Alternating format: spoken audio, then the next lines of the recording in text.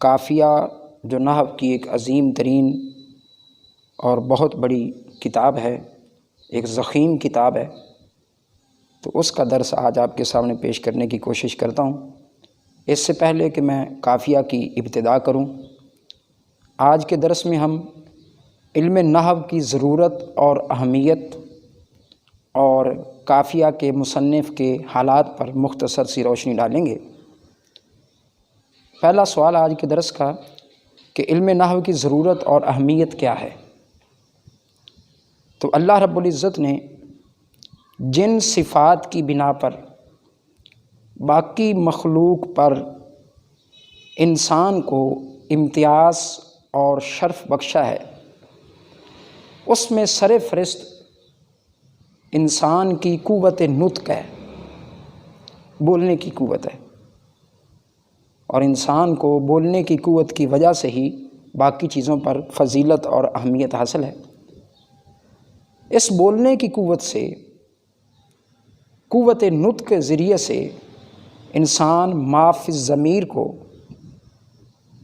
آسان انداز میں بیان کرنے کی قدرت اور صلاحیت رکھتا ہے، جیسا کہ قرآن مجید فرقان حمید برہان رشید میں سورۃ الرحمن کی ابتدائی آیات بینات میں اللہ رب العالمین نے اس بات کو واضح فرمایا خلق الانسان، کہ اللہ رب العالمین نے انسان کو پیدا فرمایا، اور اس کا اعزاز یہ بھی ہے کہ علمہ البیان، میرے اور آپ کے رب نے انسان کو بیان کرنے کا علم بھی عطا فرمایا، یعنی ما فی الضمیر کا اظہار کرنے کی قوت بھی عطا فرمائی۔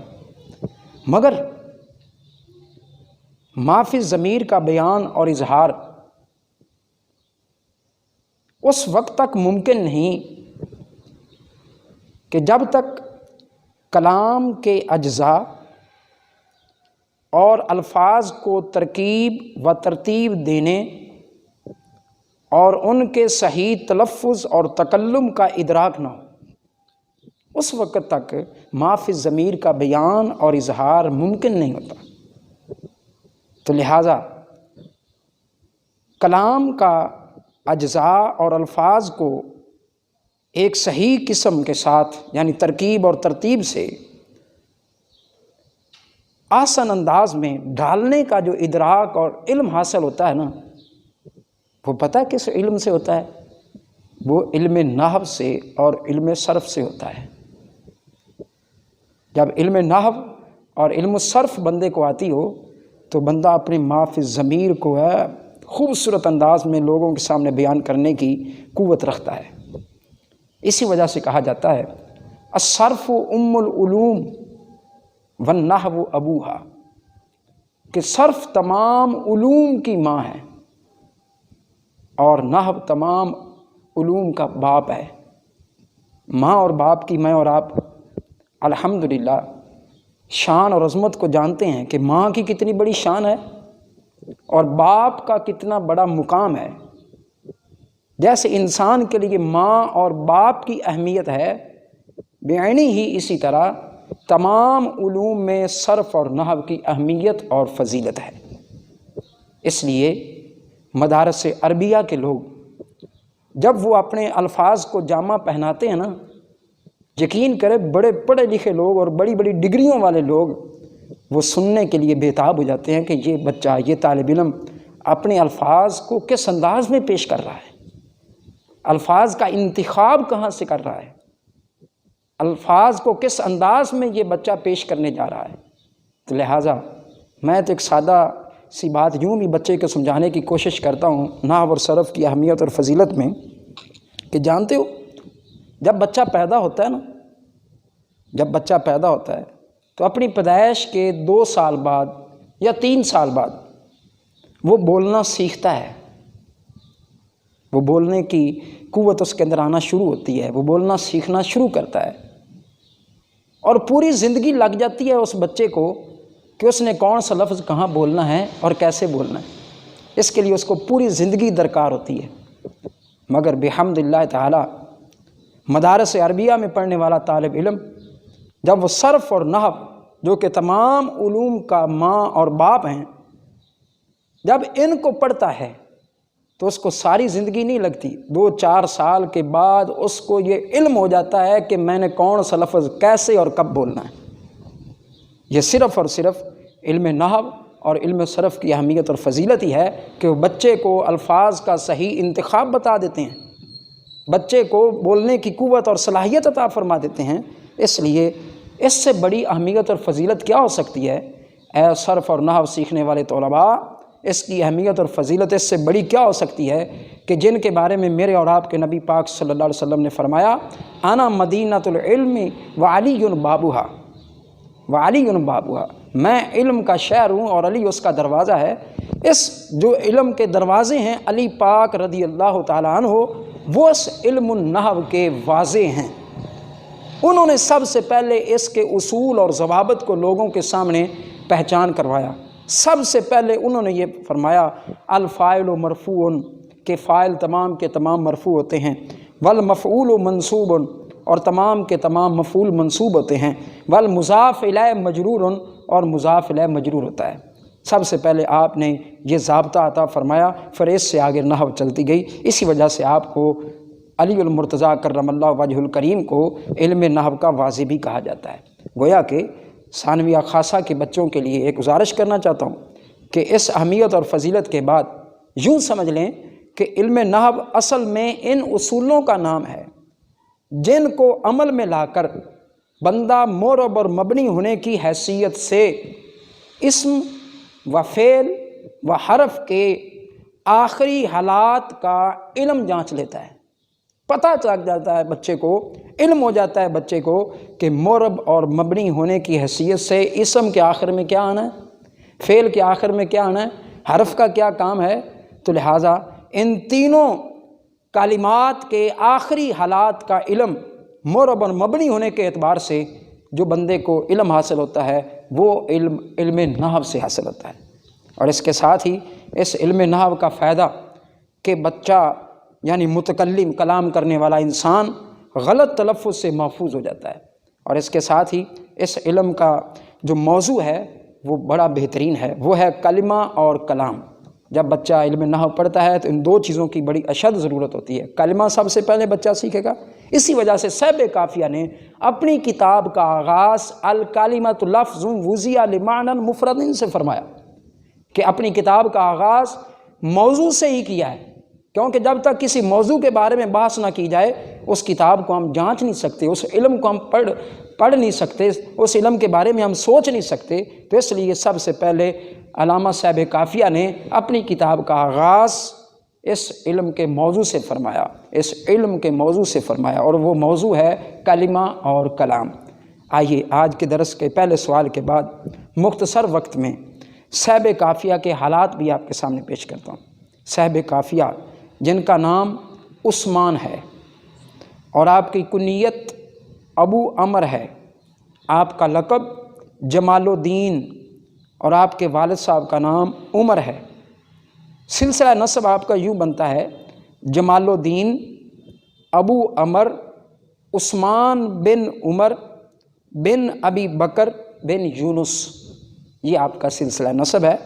اور آپ کے والد محترم اس وقت کے بادشاہ کے دربان تھے، جس کی وجہ سے آپ کو ابن حاجب کہا جاتا ہے۔ حاجب کا معنی ہوتا ہے دربان عربی زبان کے اندر۔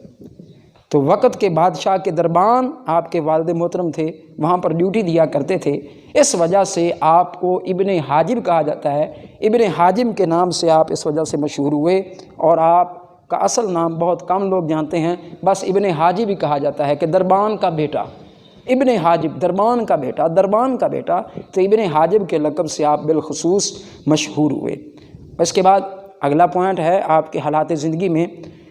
ابن حاجب 570 ہجری بمطابق 1175 عیسوی کے آخری دنوں میں اسنا نامی بستی، الف زیر سین اس نون الف نا، اسنا نامی بستی میں پیدا ہوئے۔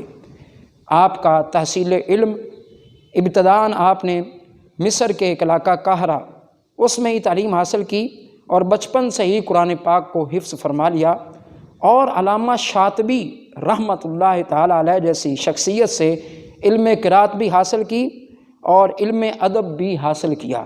علامہ شاطبی جیسی شخصیت سے علم قرات بھی کی اور علم ادب بھی کیا۔ اور ایک بہت بڑے قاری آتے ہیں ہماری قرات کے اندر، علامہ ابو الجود رحمۃ اللہ تعالی علیہ، ان سے آپ نے قرات سبع پڑھی، اور شیخ ابو منصور انباری رحمۃ اللہ علیہ سے مذہب مالکی میں علم فقہ کی تحصیل کی۔ علم فقہ مذہب مالکی کے اندر علامہ شیخ ابو منصور انباری سے آپ نے حاصل فرمائی۔ آپ بہت بڑے تقوی کے اعتبار سے، مرتبے کے اعتبار سے، دینداری کے اعتبار سے، اور ثقہ اور بلند پایا فقیہ ہونے کے اعتبار سے بہت بڑی قوت کے مالک تھے۔ اللہ رب العالمین نے آپ کو بہت بڑے جذبات سے، بہت بڑے آسن انداز میں اللہ رب العالمین نے آپ کو علم سے سرفراز فرمایا تھا۔ اور اس کے ساتھ ہی کتنے بڑے عالم تھے آپ کہ علامہ عبد الرحمن جامی رحمۃ اللہ علیہ نے جب شرح اس کی لکھی، کافیہ کی شرح، جسے شرح ملا جامی کہا جاتا ہے، جب انہوں نے یہ کتاب تحریر فرمائی تو اس کے خطبے میں آپ نے آپ کے بارے میں بہت بڑا جملہ لکھا ہے۔ ہم تو علامہ اسے سمجھتے ہیں نا، ہر بندے کو ہم علامہ کہہ دیتے ہیں، اور جب تک ہمارے ساتھ بہت بڑے القابات نہ لگیں ہم کہتے ہیں یار تھوڑے ہیں، جبکہ علامہ ہی ایک بہت بڑا لقب ہے۔ علامہ کسے کہتے ہیں؟ جو دلائل نقلیہ اور عقلیہ کے ساتھ تمام علوم پر قوت رکھتا ہو، تمام علوم کو احسن انداز میں دلائل نقلیہ اور عقلیہ کے ساتھ جانتا ہو، اسے علامہ کہا جاتا ہے۔ اسے علامہ کہا جاتا ہے جس کے پاس بہت زیادہ علم ہو، دلائل عقلیہ اور دلائل نقلیہ والا علم ہو، اسے علامہ کہا جاتا ہے۔